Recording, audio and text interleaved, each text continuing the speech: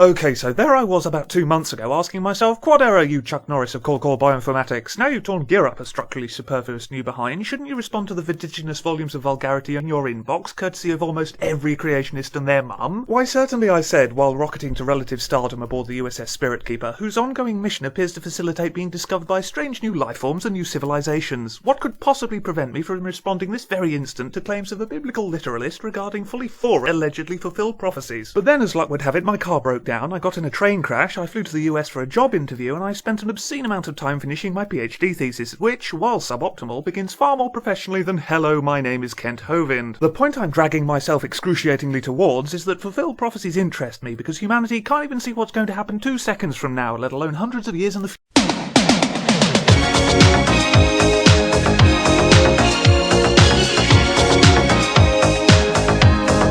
So if you saw that coming, you're either a close friend who's seen this before, or need to leave a comment with this week's lottery numbers. Oh, that's not good.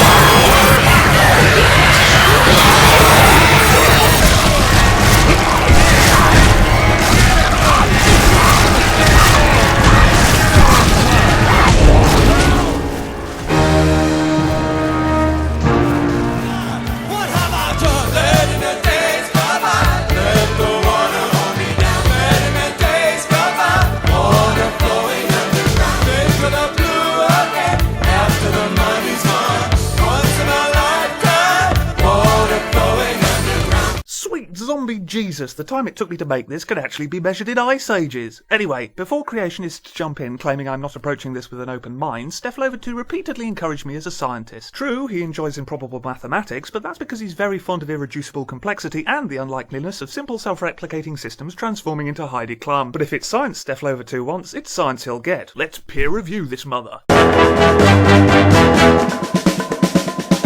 According to my creationist chum, 3 verses in Genesis accurately paint all followers of Muhammad as a horde of virgin-obsessed sociopaths. I'd read it all out, but we've really got a lot of ground to cover, so I'll paraphrase. Ishmael, touted as the Muslim progenitor, will shag like a rabbit and have men's hands all over him. Okay, so that last bit sounds more like the time I accidentally ended up in the gayest club in Brighton, but it's supposed to mean he and all his descendants will be utter cads to all and sundry. Ladies and gentlemen, I was then presented with the terrorism card. Now, I actually know some Muslims, and they're a loving bunch. Some of their customs perplex me, but as long as they're not beheading kuffar or justifying domestic abuse, it's none of my damn business. I'll wager more of them are preoccupied sticking their arse in the air than they are mixing nitroglycerin and ball bearings. I also remember reading somewhere that if you're British with parents born in the UK, it's almost guaranteed you can trace your lineage to William the Conqueror, and about as many of us are utter cads too. This isn't a prophecy, this is racial ignorance.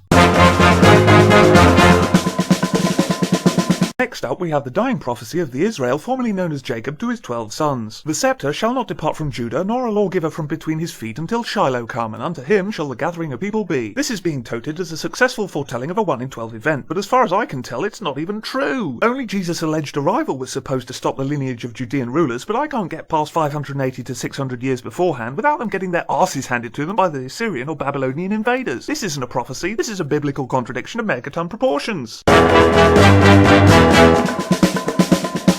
Enter Daniel in his 2nd chapter, wherein Nebuchadnezzar is butchering intelligentsia who can't tell him what his dream means, probably because he won't tell them what it was. Daniel liaises with Yahweh himself, who implies it's the Roman Empire being the last unsurpassable superpower. Now, there are some people who think the Romans were in fact the last great empire. Those people sicken me. They were effectively uber-organised metalworkers with a penchant for pilfering other people's deities, and they occupied pretty much everywhere around the Mediterranean, weighing in at 6.5 million square kilometres. I know for a fact, however, that Genghis Khan later played a game of head football all across Asia, scoring on the rebound in Eastern Europe, making his pitch over 5 times that of Caesar's and his personality infinitely more pleasurable than any footballer ever since. My historically qualified other half pointed out that the British Empire surpassed even that. This isn't a prophecy, this is a long-term memory as exemplified in Fight Club. Okay, I want everybody whose head explodes when they're exposed to logical paradoxes to leave now. Seriously, this next bit will fuck you up. Daniel 9 verses 24 to 27 allegedly prophesied the arrival of Jesus as the Messiah 483 years before the event. But QuadError, I hear you say after having dusted off your old copy of somebody else's King James V. That says 69 or 70 weeks, not years. Correct, replies Steflova2, pointing to Genesis 29 verses 26 to 30. But a week is equal to 7 years.